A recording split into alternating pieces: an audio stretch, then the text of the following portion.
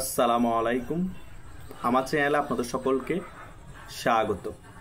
গতকাল রাতে সেনাবাহিনী একটি কালো স্নাইপার রাইফেল উদ্ধার করে। আমার কথা হচ্ছে, যার বাসা থেকে স্নাইপার রাইফেলটি উদ্ধার করা হয়েছে 1 ঘন্টার অভিযানে, তাকে কেন দেখানো হয়নি?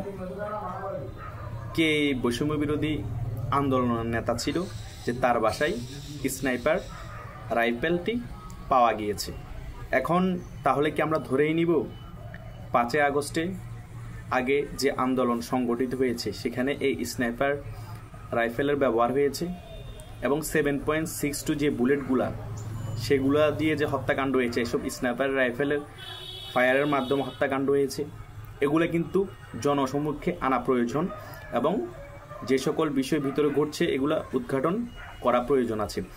জনগণ এগুলা জানতে চাই, কারণ এত হেভি একটা আর্মস যেগুলা বাংলাদেশ সেনাবাহিনী অনেক ক্ষেত্রে ব্যবহার করে না, এত অত্যাধুনিক স্নাইপার ওর কাছে আসলো কোথা থেকে? কারা দিল?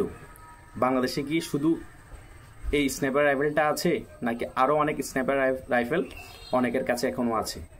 তাহলে কি সামনে কোনো আন্দোলন হলে এভাবেই স্নাইপার রাইফেল দিয়ে হত্যাকাণ্ড হবে? হত্যাকাণ্ড করে আরেকজনের উপর দোষ চাপিয়ে দেওয়া হবে? অনেক কোশ্চেন ঘুরপাক কাটছে।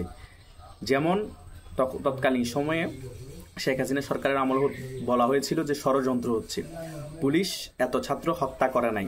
7.62 এই বুলেটটা কোথা থেকে আসলো? স্নাইপার রাইফেল দিয়ে গুলি করা হচ্ছে অনেক ছাত্রদেরকে। ছাত্ররা আন্দোলনের মধ্যে দাঁড়িয়ে কথা বলতেছে, হঠাৎ করে ফায়ার হয়েছে, মাথার মধ্যে মাটিতে লুটিয়ে পড়েছে। এই ফায়ারটা কোথা থেকে হয়েছে? আশেপাশে তো কোনো পুলিশ ছিল না। অনেক ঘটনা 9 মাস পরে আস্তে আস্তে উন্মোচিত হচ্ছে এবং আবু সাঈদের মৃত্যুর রহস্য এখনও সম্পূর্ণরূপে উদ্ঘাটিত হয়নি। একজনে এক রকমভাবে বিশ্লেষণ করেছে। ইউটিউবে আপনারা সকলে দেখতে পেয়েছেন। অনেকেই বলেছে পিছনে পাথর মারার ফলে রক্তক্ষরণে তার মৃত্যু হয়েছে, পুলিশ রাবার বুলেট ফায়ার করেছিল, পুলিশের গুলিতে তার মৃত্যু হয়নি। আবার এটাকে ধামাচাপা দেওয়ার জন্য আরেকটি পোস্টমর্টম রিপোর্ট দেওয়া হয়েছে। তারা বলছে পোস্টমর্টম রিপোর্টে বলা হচ্ছে যে পুলিশের গুলিতে মৃত্যুবরণ হয়েছে। পোস্টমর্টম রিপোর্ট কি 2 ধরনের হয়? পোস্টমর্টম রিপোর্টে অনেকেই বলছে যে রক্তক্ষরণে মৃত্যু হচ্ছে, কেউ বলছে পোস্টমর্টম রিপোর্টে ছিল গুলিতে মৃত্যুবরণ হয়েছে পুলিশের। এই রকম অনেক ঘটনা এখনও ধামাচাপা হয়ে আছে। শিউরভাবে সকল কিছু তদন্ত হয়নি, জনসমক্ষে আনা হয়নি।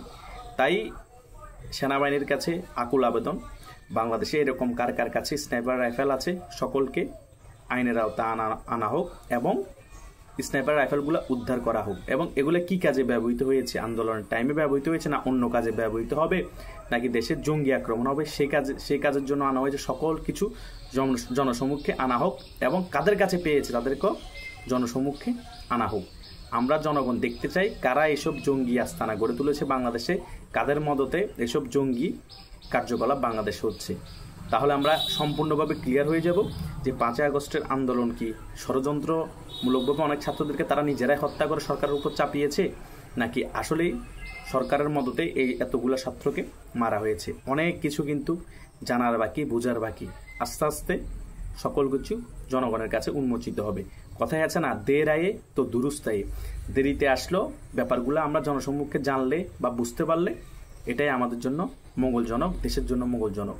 তা না হলে সামনে এরকম ষড়যন্ত্রমূলকভাবে নিরীহ মানুষ হত্যা করে একজন আরেকজনের উপর দোষ চাপিয়ে দিবে। আপনাদের কি মনে হয়? আপনারা সকলে কমেন্ট করে জানাবেন। ধন্যবাদ সকলকে।